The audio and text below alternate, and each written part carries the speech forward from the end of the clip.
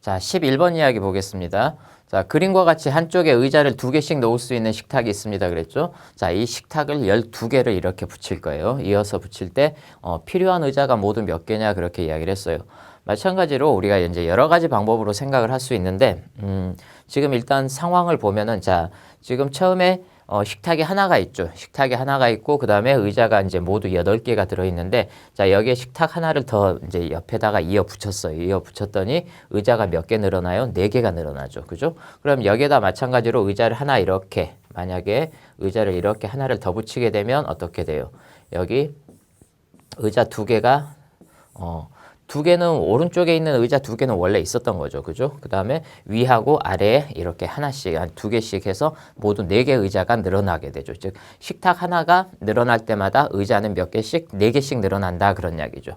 자, 그래서 우리가 첫 번째 방법은 이렇게 생각을 해봅시다. 처음에 이제 8개가 있었죠. 그죠? 자, 처음에 8개가 있었고, 그러면 식탁이 하나가 늘어날 때마다 자, 요거는 말하자면 지금 식탁이 1개 있을 때죠. 식탁이 1개 있을 때고, 자, 그러면은 식탁이 하나 늘어날 때마다 의자는 4개씩 늘어나죠. 그죠? 자, 그러면은, 자, 식탁 1개가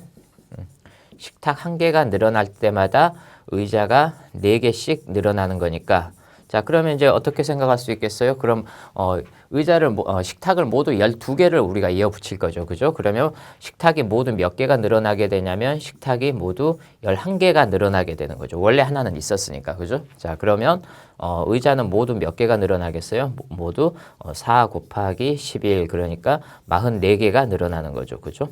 자, 그래서 우리는 그러면 처음에 있던 8개 하고 그 다음에 44개 그러면은 의자가 모두 몇 개다? 52개다. 이렇게 이제 우리가 생각을 할 수가 있죠. 그죠? 자, 이렇게 생각하는 방법이 한 가지가 있고 또 한 가지 방법은 자, 식탁 의자의 수를 식탁의 수에 맞춰 가지고 생각을 해 보는 거예요. 자, 말하자면 늘어나는 건 위쪽에 있는 부분과 아래쪽에 있는 부분이 늘어나는 거죠. 그죠? 자, 왼쪽에 있는 의자 2개와 오른쪽에 있는 의자 2개는 변해요, 안 변해요? 그렇죠. 안 변하죠. 안 변하기 때문에 양쪽의 의자 양쪽에 의자 4개는 이제 변하지 않는 거니까 얘네들은 그냥 가만두고 자, 식탁에다가 우리가 번호를 한번 붙여봅시다. 식탁에 하나가 있으면 어떠해요? 식탁이 하나 있으면 4개가 늘어나죠. 그죠? 4개가 늘어나요. 자, 식탁이 2개가 있으면은 또 4개가 늘어나죠. 식탁이 3개 있으면 마찬가지 또 4개가 늘어나서 그러면 식탁이 1개 있을 때마다 식탁 1개마다 의자가 4개씩 늘어나는 거니까 그러면 자, 식탁 하나에 4개, 식탁 2개면 4 곱하기 2가 되겠죠. 그죠? 자, 다시 말해서 식탁이 1개 있으면 4 곱하기 1, 식탁이 2개 있으면 4 곱하기 2 이렇게 생각할 수가 있죠. 그죠?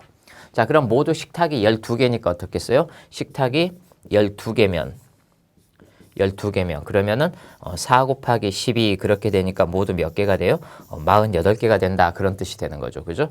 자, 그러면 원래 양쪽에 의자 4개가 있었으니까 따라서 4하고 그 다음에 48개 더하게 되면 몇 개가 돼요? 52개가 되죠. 그죠?